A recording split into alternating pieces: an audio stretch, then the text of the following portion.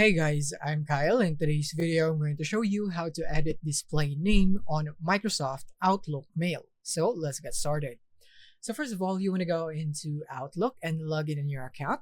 And then once you're here, you want to click here on your profile icon on the top right of your screen. And from here, click on My Profile right here. So click on that. And then from here, you will now be redirected into the settings of your profile. So let's just wait for it to load. And here it is. So now from here, what you're gonna do is that you're simply gonna click here on edit name, and this is your display name right here. So all you have to do is just change this to whatever you'd like. So let's say, for example, Francis right there, and then I'm just gonna go and type the captcha right here.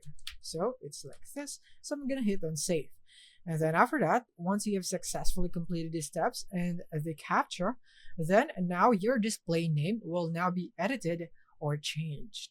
So that is basically it for this video. I hope this video helped you out. Thank you for watching.